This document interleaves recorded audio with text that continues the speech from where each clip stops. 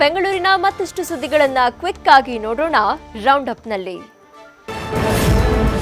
SSLC ವಾರ್ಷಿಕ public ಪರೀಕ್ಷೆ ಬರೆಯುವ ವಿದ್ಯಾರ್ಥಿಗಳಿಗೆ ಬಿಸಿಯೂಟ ನೀಡಲು ರಾಜ್ಯ ಸರ್ಕಾರ ಆದೇಶ ನೀಡಿದೆ. ಮಾರ್ಚ್ 25ರಿಂದ ಏಪ್ರಿಲ್ 6ರವರೆಗೆ ಪರೀಕ್ಷೆ ನಡೆಯಲಿದ್ದು, ಏಪ್ರಿಲ್ 10ರವರೆಗೆ ಮಧ್ಯಾಹ್ನ ಬಿಸಿಯೂಟ ಇರಲಿದೆ. ಎಲ್ಲ ಸರ್ಕಾರಿ ಮತ್ತು ಅನುದಾನಿತ ಶಾಲೆಗಳಿಗೆ ಅಡುಗೆ ಕೇಂದ್ರಗಳಲ್ಲಿ ಶುದ್ಧ ಕುಡಿಯುವ ನೀರು, ಸ್ವಚ್ಛತೆ ಮತ್ತು ನೈರ್ಮಲ್ಯತೆಗೆ ಆದ್ಯತೆ ನೀಡಿ ಯಾವುದೇ ತೊಂದರೆಯಾಗದಂತೆ ಎಚ್ಚರ ವಹಿಸುವಂತೆ ಸರ್ಕಾರ ಸೂಚಿಸಿದೆ. ಮಾರ್ಚ್ 25ರಂದು ಎಸ್ಎಸ್ಎಲ್ಸಿ ಪರೀಕ್ಷೆ ಶುರುವಾಗಿ ಏಪ್ರಿಲ್ 6ರಂದು ಮುಗಿಯಲಿದೆ. ಈ ಮಧ್ಯೆ 38 ಎಸ್ಎಸ್ಎಲ್ಸಿ ವಿದ್ಯಾರ್ಥಿಗಳು ರಾಷ್ಟ್ರೀಯ ಕ್ರೀಡಾಕೂಟಕ್ಕೆ ಆಯ್ಕೆಯಾಗಿದ್ದಾರೆ. ಬಿಹಾರದಲ್ಲಿ ಏಪ್ರಿಲ್ 6ರಂದು ರಾಷ್ಟ್ರ ಮಟ್ಟದ ಕ್ರೀಡೆ ಇರಲಿದೆ. ಅದೇ ದಿನ ಎಸ್ಎಸ್ಎಲ್ಸಿ ಪರೀಕ್ಷೆ ಕೂಡ ನಡೆಯಲಿದೆ.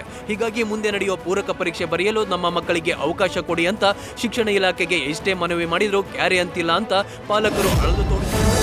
ವೀಲ್ಚೇರ್ ಕ್ರೀಡೆಗಳನ್ನು ಉತ್ತೇಜಿಸುವ ಉದ್ದೇಶದಿಂದ ಬೆಂಗಳೂರಿನಲ್ಲಿ ರಾಜ್ಯ ಮಟ್ಟದ ವೀಲ್ಚೇರ್ ಕ್ರಿಕೆಟ್ ಟೂರ್ನಮೆಂಟ್ ಆಯೋಜನೆ ಮಾಡಲಾಗಿತ್ತು.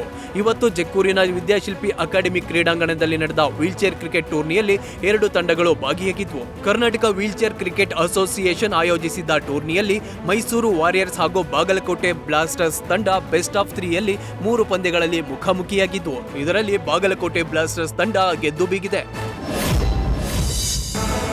ಒಳ್ಳೆಯ ಸಿನಿಮಾ ಮಾಡಿದ್ದೇವೆ, ಆದ್ರೂ ಯಾಕೆ ನಿಮ್ಮ ಬೆಂಬಲ ಆಶೀರ್ವಾದ ಸಿಗ್ತಿಲ್ಲ ಎಂದು ಬಿಗ್ ಬಾಸ್ ಸೀಸನ್ 6ರ ವಿನ್ನರ್ ಶಶಿ ಬೇಸರ ವ್ಯಕ್ತಪಡಿಸಿದ್ದಾರೆ. ಸಿನಿಮಾ ನೋಡಿದ ಪ್ರೇಕ್ಷಕರು ಹಾಗೂ ವಿಮರ್ಶಕರು ಸಿನಿಮಾವನ್ನ ಮೆಚ್ಚಿ ಫುಲ್ ಮಾರ್ಕ್ಸ್ ಕೊಟ್ಟಿದ್ದಾರೆ.